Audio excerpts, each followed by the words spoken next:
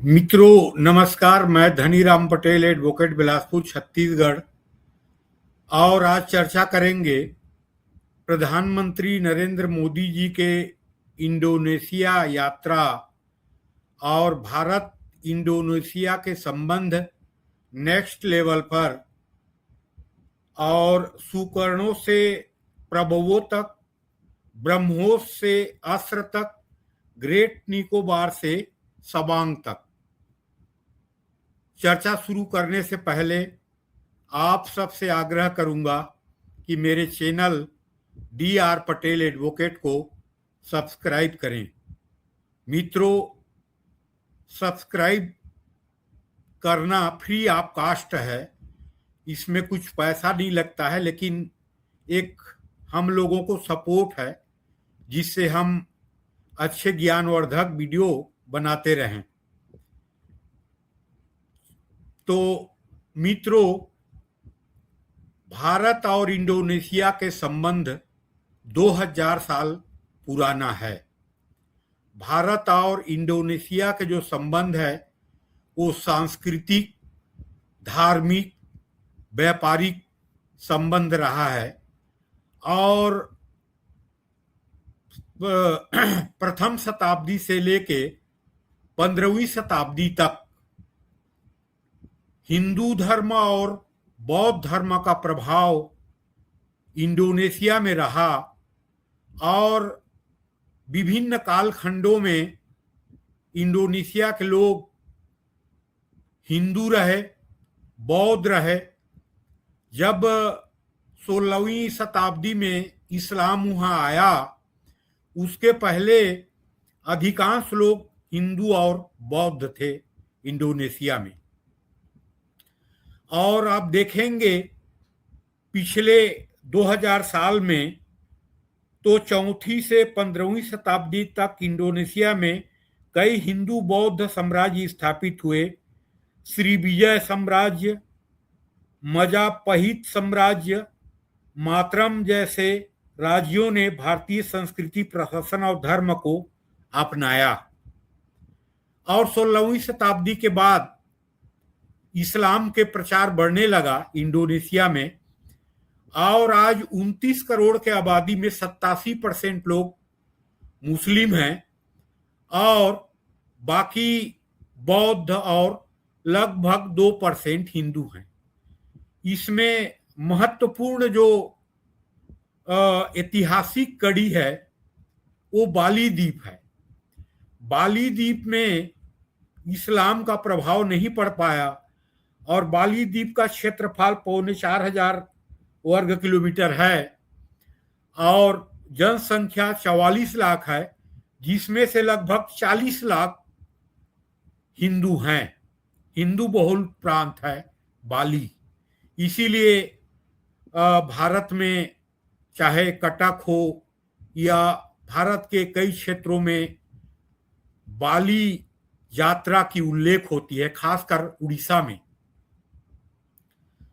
तो ये तो हो गई धार्मिक स्थिति और ऐतिहासिक स्थिति। और जब 1945 में द्वितीय विश्व युद्ध समाप्त होने के बाद, स्वतंत्रता के पहले 1945 के पहले लगभग 350 साल इंडोनेशिया डच साम्राज्य के अधीन था। जैसे लगभग 200 साल ब्रिटिश साम्राज्य के अधीन था, और 1945 में स्वतंत्रता की घोषणा करने के बाद वहां के जो नेता थे स्वतंत्रता संग्राम के, सुहार्तो सुकर्णो, उसको डच साम्राज्य ने स्वीकार नहीं किया। फिर संघर्ष करना पड़ा, और उस संघर्ष के दौरान राष्ट्रपति सुहार्तो सुकर्णो को भारत के उड़ीसा के पूर्व मुख्यमंत्री बीजू पटनायक ने अपने हवाई जहाज से इंडोनेशिया से लेके भारत लाए थे। बाद में स्वतंत्रता मिला, स्वतंत्रता को स्वीकार किया 48 में डच साम्राज्य ने। तो इंडोनेशिया के स्वतंत्रता संग्राम में भी भारत का महत्वपूर्ण योगदान रहा, जैसे मैंने बिजू पटनायक जी के बात बताया। और गुट निरपेक्ष आंदोलन की स्थापना के पूर्व सुहार्तो सुकर्णो और जवाहरलाल नेहरू जी के भी अच्छा संबंध रहा। और 1955 में वांगडूंग सम्मेलन के बाद, 9 स्वतंत्र राष्ट्रों के सम्मेलन के बाद गुट निरपेक्ष आंदोलन की स्थापना हुई। ये तो हो गए ऐतिहासिक संबंध। व्यापारिक संबंध भारत और इंडोनेशिया के स्वतंत्रता के पहले 2000 साल तक रहा। मसाले के व्यापार और कई तरह के व्यापार, यहां से जहाज इंडोनेशिया जाते थे, इंडोनेशिया से जहाज भारत में आते थे। लेकिन स्वतंत्रता के बाद 1950 में लगभग 1-2 करोड़ डॉलर के व्यापार था। वो व्यापार 2000 में 4 अरब डॉलर के हो गया, 2013 में 20 अरब डॉलर का हो गया और 2026 में लगभग 30 अरब डॉलर के व्यापार हो रहा है। और इस यात्रा में प्रधानमंत्री नरेंद्र मोदी जी को इंडोनेशिया के सर्वोच्च नागरिक सम्मान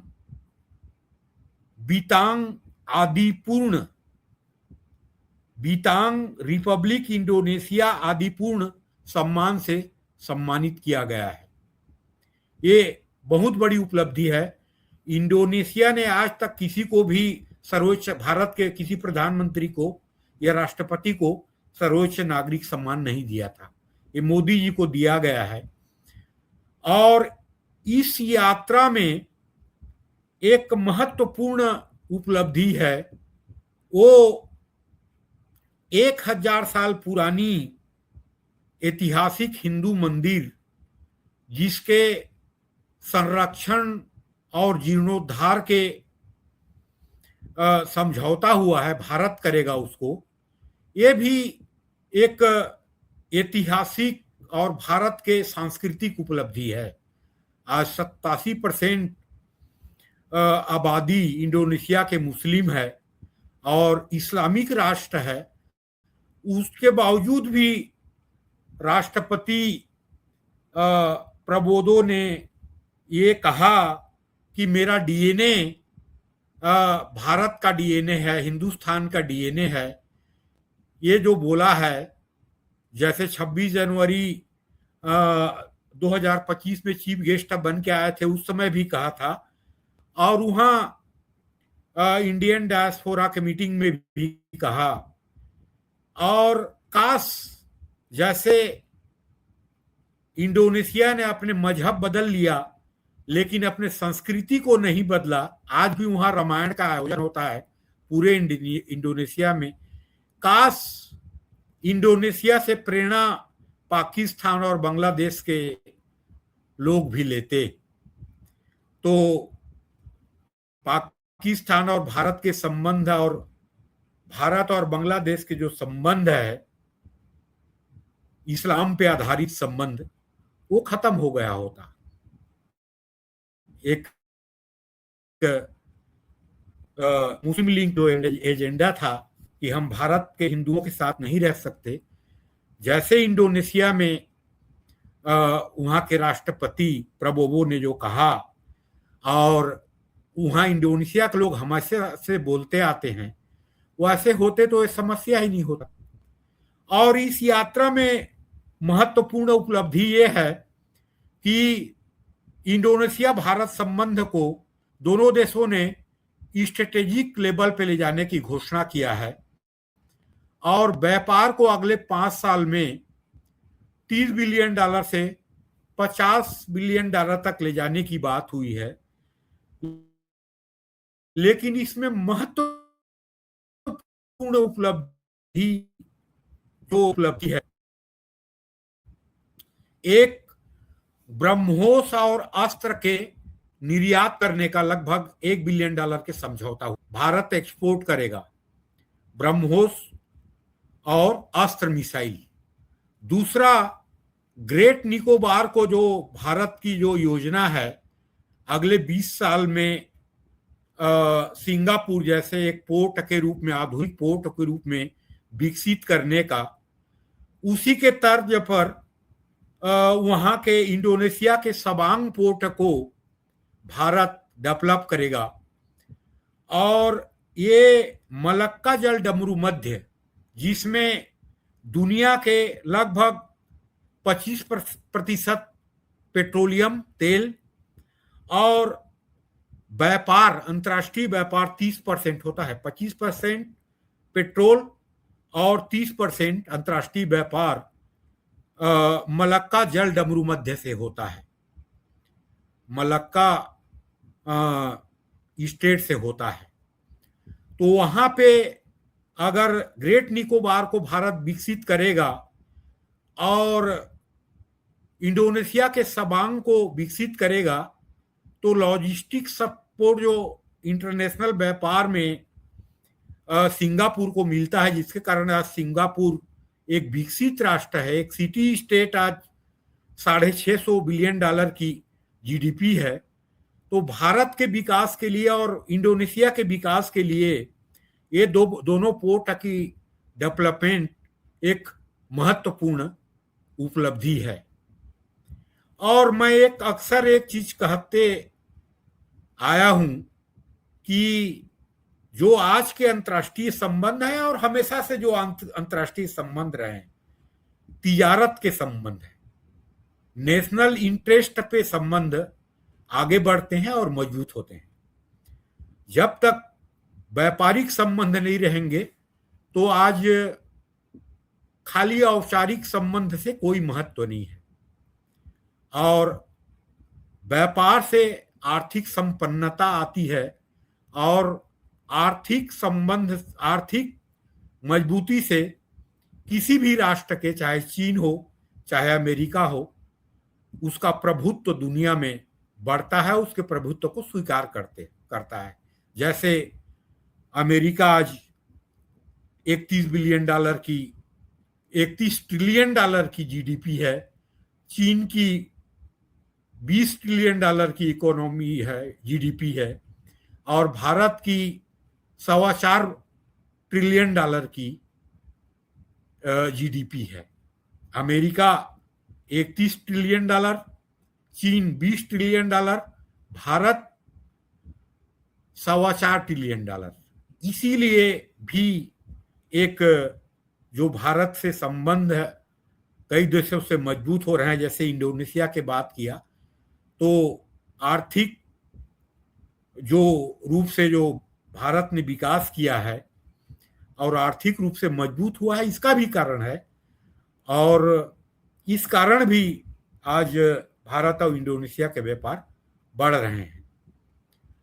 तो आज जो भारत इंडोनेशिया के जो संबंध है, जो नेक्स्ट लेवल में चला गया है, ये भारत के आर्थिक विकास के लिए और इंडोनेशिया के आर्थिक विकास के लिए और दक्षिण पूर्व एशिया में भारतीय व्यापार के लिए और भारतीय